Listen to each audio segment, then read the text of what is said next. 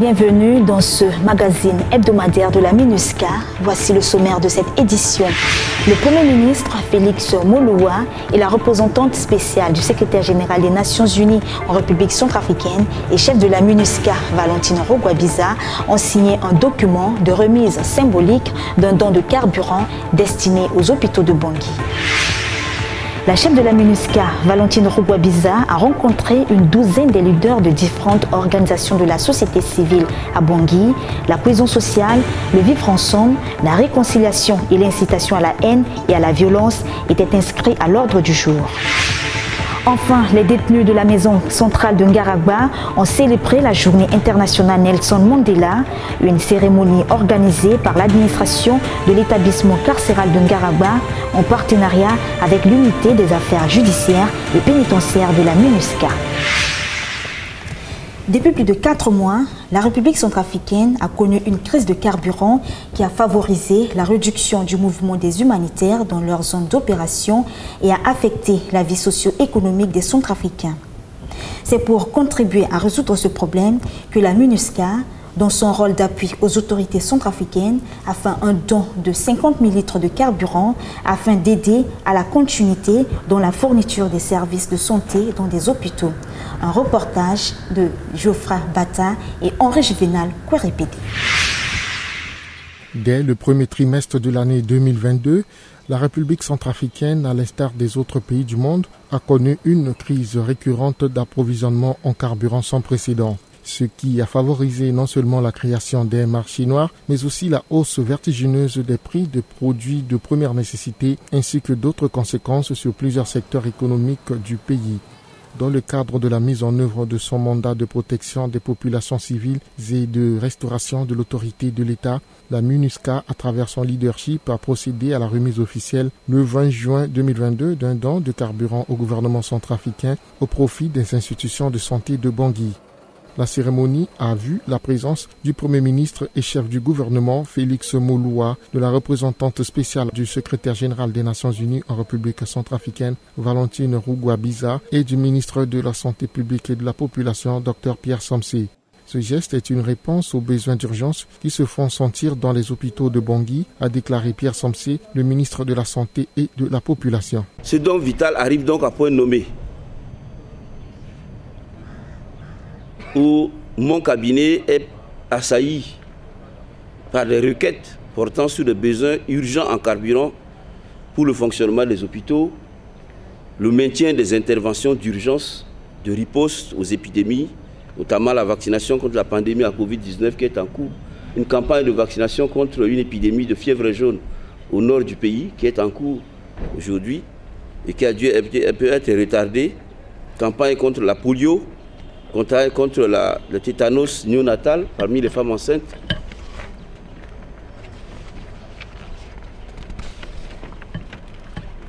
Et à ce jour, le besoin recueilli que je viens d'évaluer, les besoins urgents avoisinaient les 40 000 litres, sans compter les besoins imprévus.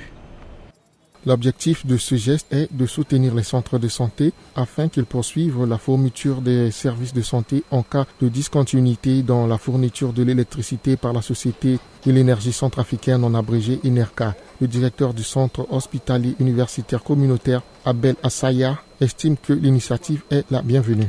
C'est un grand soulagement pour les patients, pour le personnel qui travaille et pour tous ceux qui concourent avec les matériels, les équipements dont on aura de la lumière l'électricité 24 heures sur 24.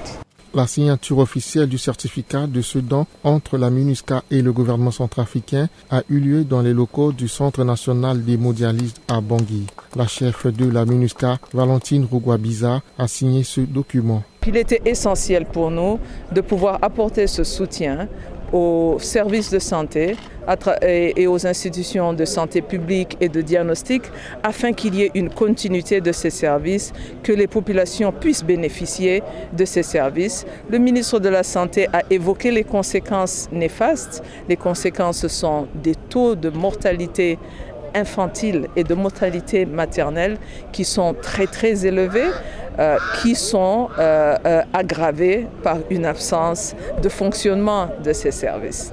Cette disponibilisation contribue à assurer la continuité dans la fourniture des services de santé publique dans ce contexte de crise de carburant qui affecte depuis plusieurs mois les pays du monde, dont la République centrafricaine. Marie-Higuette Zandanga est venue rendre visite à un parent malade et lance un appel pour la bonne gestion de ce carburant. C'est une bonne chose, le fait de faire un don du carburant à l'hôpital communautaire. Je souhaite à ce que les docteurs de l'hôpital communautaire puissent être exemplaires afin de veiller sur ce carburant, afin que les malades ne puissent pas être dans l'obscurité. C'est une bonne chose. La représentante spéciale du secrétaire général des Nations Unies en République centrafricaine a profité de cette occasion pour lever l'équivoque par rapport aux commandes de ce carburant faites par la MINUSCA. Dans ces efforts d'approvisionnement qui sont organisés en collaboration avec le siège des Nations Unies, dans ces efforts-là, nous devons aussi travailler avec les pays de la sous-région afin que le transit ne soit accéléré le plus possible. Il n'y a absolument en réalité de ce carburant, y compris la donation que nous venons de faire aujourd'hui à travers le ministère et le ministre de la Santé aux institutions de santé publique. Il n'y a pas un seul litre qui est venu du stock national. D'une valeur de près de 151 millions de francs CFA, ce don symbolique de 50 000 litres de carburant de la part de la MINUSCA au gouvernement centrafricain contribuera à réduire l'impact négatif de la carence de carburant sur les services de santé publique. Au total, 12 centres de soins et de diagnostic ont été ciblés pour bénéficier de ce don de carburant, à savoir l'hôpital communautaire, l'hôpital de l'Amitié, l'hôpital Domitien, le complexe hospitalier universitaire pédiatrique de Bangui, l'Institut Pasteur, le centre de la mère et de l'enfant, le laboratoire national, les maisons carcérales de Ngaraba et Bimbo et l'université de Bangui, le centre d'hémodialyse, le centre d'imagerie médicale et la morgue de l'hôpital général de Bangui. Merci Juvénal. Les associations des jeunes ont pour vocation de lutter contre la violence, de consolider et stabiliser la paix. Elles doivent aussi contribuer à résoudre les conflits intercommunautaires. C'est dans cette optique que la chef de la MINUSCA, Valentine Rugwabiza, a échangé avec les leaders des associations des jeunes afin de connaître leurs projets et leurs aspirations dans la gestion et prévention de conflits. Désiré Yangou et Henri Juvénal Kouérépédé étaient présents. La représentante spéciale du secrétaire général de l'ONU en République centrafricaine, Valentine Rugwabiza, a échangé le 21 juillet 2022 avec les leaders des associations des jeunes à Bangui. Cette rencontre vise à écouter et à dialoguer avec les jeunes sur la promotion de la paix et la lutte contre l'incitation à la haine et à la violence en République centrafricaine. Elle s'inscrit dans le cadre du vivre ensemble, de la cohésion sociale et de la réconciliation. Il était question, en fait, cette rencontre, de pouvoir avoir une première interaction avec elle. Elle vient d'arriver en République centrafricaine. Et comme elle l'a très bien souligné, au fait, il est important de pouvoir entendre la voix de la jeunesse. Ce groupe-là puisse donner son point de vue sur la situation et sur l'avenir du pays, mais aussi sur le travail ou les espoirs qu'elle porte pour la MINUSCA. Cette réunion a permis à ces jeunes de parler de l'importance de la MINUSCA à œuvrer pour la stabilisation du pays et à devenir un partenaire dans la mise en œuvre des actions de la jeunesse afin qu'elle puisse l'accompagner dans sa mission de restauration de la paix et de la stabilisation en Centrafrique. Nous attendons beaucoup de la MINUSCA. Entre autres, nous attendons à ce que la MINUSCA puisse faire réellement son travail pour nous apporter la paix, parce que déjà c'est une mission de consolidation de la paix.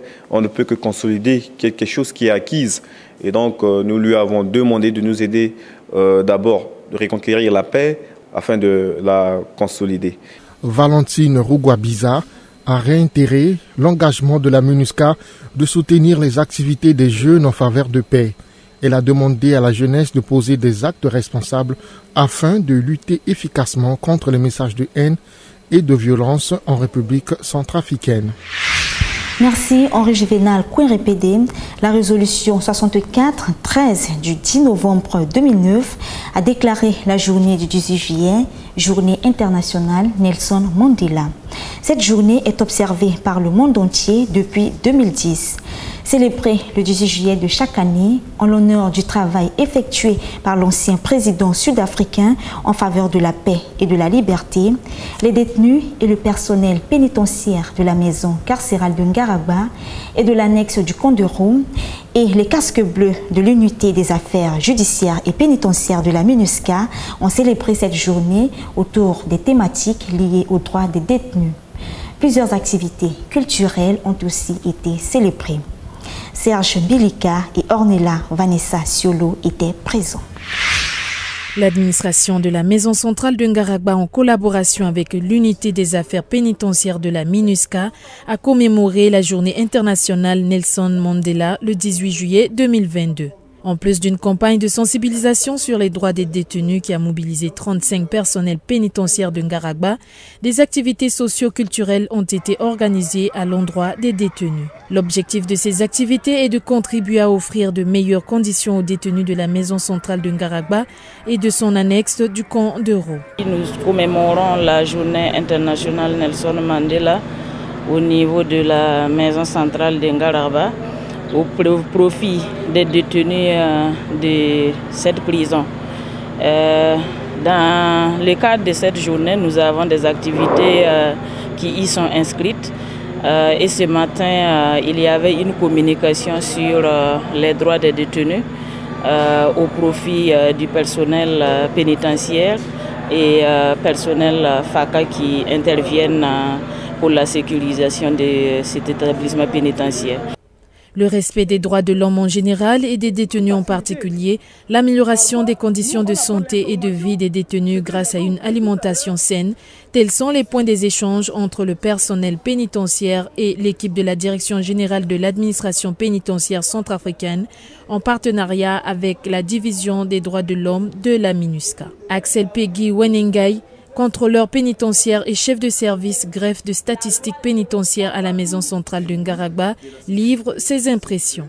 Cette commémoration de la journée internationale Nelson Mandela nous interpelle, nous, en tant qu'acteurs pénitentiaires qui intervient auprès des personnes détenues, comme celui que nous célébrons aujourd'hui, Nelson Mandela, c'est un grand défenseur de droits humains.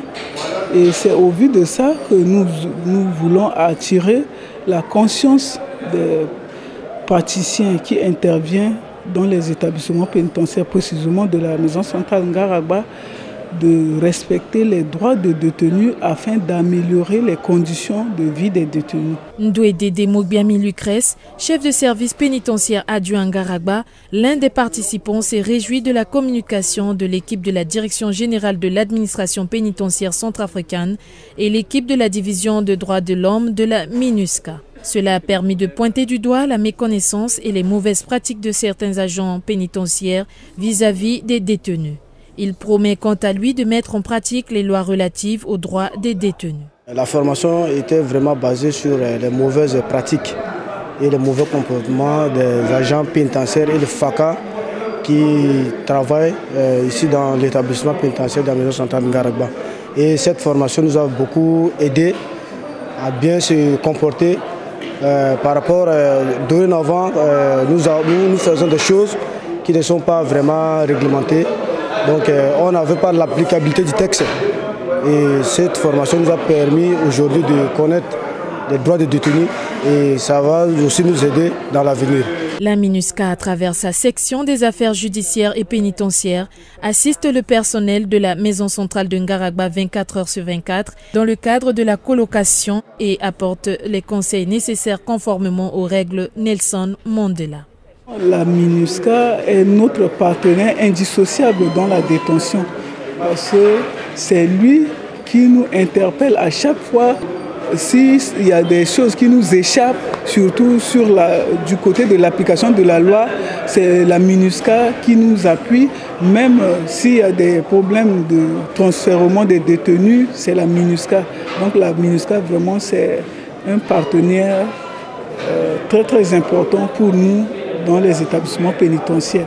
En dehors des sensibilisations à l'intention des agents pénitentiaires, plusieurs activités culturelles ont été organisées à l'intention des détenus, à savoir des jeux de société entre détenus, Kondero et Ngaragba, compétitions de football interquartier, ainsi que les activités socio-culturelles qui contribuent au rassemblement, à la cohésion et au partage. Ces activités contribuent considérablement à l'amélioration de la santé physique et mentale des détenus. Merci Ornella. Nous recevons tout à l'heure le chef de la section de l'aviation de la MINUSCA, Charles Roger Amoussou, dans une interview exclusive. Il nous parlera du rôle et du fonctionnement de l'aviation et aussi de l'appui que sa section apporte au gouvernement centrafricain. Restez avec nous.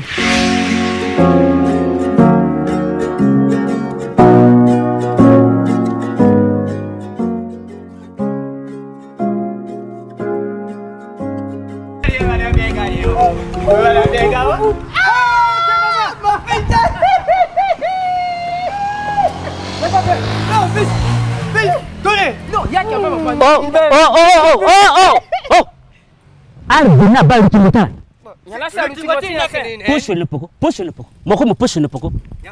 Alors que mata tento coronavirus sobe. Atene, to ne mutambola.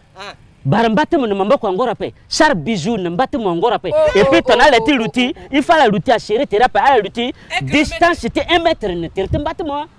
Alba ko mala luti. Ton ma char ton so. Fadar ki pina ko bela ne. Bon, kainga tia ko pe sele sa papa. Donc tu poko ton ala tamba ton so al barjo ngora pe. Barjo pe. Ala sumamba to ngora pe. Ala luti a yonezo. Ton ala sinenga dala sukuru mboko ta ngune savon. Na savon. Ala mambe. Ton ala tete quand même. Ou bien la tengasi. Ala jama mboko ta to so al te connaît. Bon.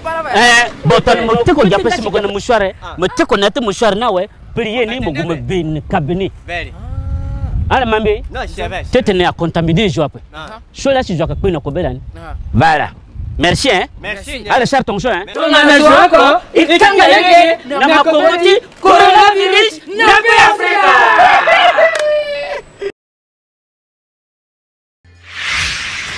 Nous sommes de retour et merci d'être restés avec nous. Sans plus tarder, suivons ensemble l'interview de Charles Roger Amoussou. Je vous remercie de vous intéresser à la section de l'aviation de la MINUSCA, qui est une section majeure dans l'accomplissement du mandat de la MINUSCA. En effet, sans l'aviation ici, dans une zone aussi forestière, il est difficile que le mandat de la mission soit accompli de manière efficiente et dans le temps. Donc, nous avons comme fonction d'assurer le transport du personnel, le transport, de faire la rotation donc des troupes dans les secteurs, dans les différents secteurs. Nous transportons aussi des frettes.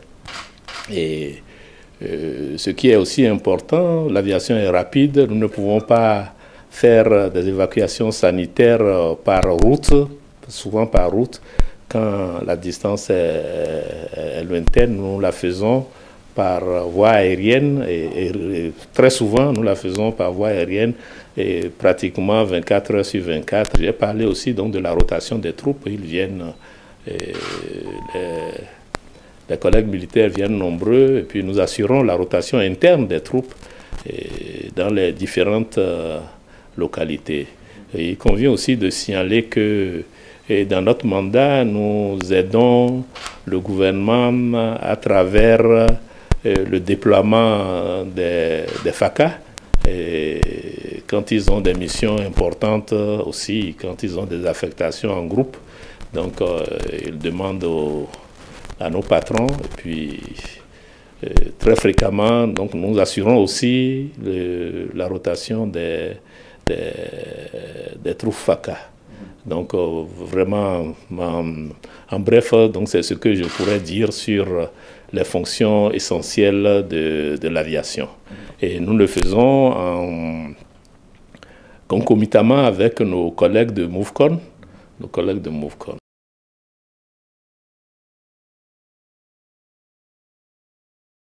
Je peux vous dire que nous disposons de 2 catégories d'aéronefs. Je dis aéronefs. Nous avons des aéronefs à voilure fixe qui sont les avions et des aéronefs à voilure tournante qui sont des hélicoptères. Et il est vrai que nous avons en charge d'activer les aéronefs commerciaux. Et nous avons par exemple 5 types d'avions et 13 hélicoptères. Donc nous avons un Antonov 114 dans notre flotte. Nous avons 2 L410 et un Dash 8. Le tout fait, et un Antonov 26. Le tout fait 5 et nous avons 13 hélicoptères, et dont un seul commercial civil. Donc les autres sont des hélicoptères militaires, dont 3 est basé à Bouar avec le Bangladesh, 3 à Bria avec les Sri Lankais, et en principe 3 devraient être déployés à Kaga-Bandoro, mais tel n'est pas le cas. Mais pour le moment, parce que les infrastructures ne sont pas encore en place, mais le Force Commander a décidé, dans le cadre des évacuations en urgence rapide, d'envoyer un en stand-by pour les Medevac, Kasevac et puis pour les opérations militaires d'urgence. Donc on a un en ce moment à Kaga-Bandoro, et les 2 autres se trouvent ici en attendant leur redéploiement quand les infrastructures seraient mises en place à Kaga-Bandoro. Au-delà de ça, nous avons reçu récemment, en fin octobre, 3 hélicoptères militaires donc, du détachement de l'aviation militaire des Tunisiens. Donc on a 3 Bell 205 qui sont basés à Bangui. Nous disposons de personnel qui travaille dans différentes fonctions. Nous avons du personnel administratif chargé du budget. Nous avons du personnel qui se charge donc ce qu'on appelle en général TCU, ceux-là qui se chargent de combien d'heures nous avons volé, du suivi du contrat que nous avons avec les opérateurs aériens, de toutes les manières, de la documentation aérienne. Et nous avons l'assurance qualité, du personnel qui s'occupe donc de l'assurance qualité, parce que dans l'aviation c'est très important. Et bon, ceux-là sont nos gendarmes, c'est eux qui regardent et voient si nous sommes en train de faire bien ou de ne pas faire bien. Donc c'est eux qui nous griffonnent pour dire attention, surveillez tel domaine. Donc ça là. Et nous avons le personnel chargé de la gestion des tarmacs. Ceux-là sont importants. C'est ceux-là qui nous aident à mettre les passagers, le cargo à bord des avions avec l'assistance de nos collègues de MOVCON. Et donc, en général, voilà le personnel dont nous disposons. J'oubliais aussi de dire que nous avons du personnel chargé de la planification des vols, parce que dans l'aviation, il faut planifier tout. Et ceux-là sont le cœur de l'aviation, parce que quand nous recevons les demandes de vol, le DMS ou bien le CSDM ou même le SRJ, et généralement, quand les demandes viennent du SRJ, c'est le gouvernement qui demande l'assistance de la MINUSCA. Donc, c'est nos collègues qui sont en charge donc, de la planification de vol qui le font. Nous avons aussi une dame, peut-être que vous aurez l'occasion de la rencontrer, la seule dame qui s'occupe, elle est spécialiste donc, de la météorologie. Et dans l'aviation, sans la météorologie, et ce n'est pas bon. C'est pour cela que c'est elle qui nous dit le temps est bon et informe les équipages donc, du temps actuel qu'il fait. Et c'est à eux donc, de décider de voler ou bien de ne pas voler, d'annuler le vol ou bien de retarder le vol. C'est vrai que ces thèmes-là ne plaisent pas tellement à nos clients, à nos collègues. Quand vous annulez le vol, on commence à jaser pourquoi on annule le vol, mais c'est dans leur intérêt parce que nous ne pouvons au grand jamais mettre nos collègues dans des situations d'insécurité, parce que l'aviation d'abord, avant tout, c'est la sécurité. De temps en temps, il nous est demandé donc d'assister les partenaires, comme je vous l'ai dit, les membres du gouvernement volent sur nos avions, les militaires FACA, nous les transportons. Et des fois, les demandes nous viennent pour des cas humanitaires, donc nous les transportons. Voilà. Et même les évacuations sanitaires, il nous arrive quand même de faire des évacuations sanitaires au profit des populations. Et ça, là, ce n'est pas nous qui décidons, mais c'est notre hiérarchie qui nous donne des instructions telles. Est-ce que vous êtes capable de le faire? Nous disons oui, nous sommes capables de le faire. C'est vrai que quelquefois, c'est un peu difficile parce que les terrains que nous avons, je veux dire les aires de posée, les aires de décollage et d'atterrissage ne sont pas au bon niveau. C'est pour cela que je profite de votre micro pour féliciter, congratuler nos collègues de engineering qui font du bon boulot et qui nous resurfacent les terrains que nous avons, parce que la plupart des terrains d'atterrissage ici sont en latérite, et vu que en RCA nous avons près de 6 à 7 mois de pluie, vous voyez que l'intempérie et les effets négatifs sur les terrains sont difficiles. Et quelquefois, les pilotes refusent de partir parce que le terrain n'est pas bon. Donc, on se réfère à eux pour reprofiler les terrains, ce que nous faisons. Ils font du bon boulot. Et nos partenaires aussi, qui nous appuient de temps en temps, c'est la SECNA, c'est l'ANAC, à qui nous demandons aussi conseil, et qui nous aide à avoir les différentes autorisations de survol et d'atterrissage, et dans le cadre donc du bon déroulement de nos fonctions.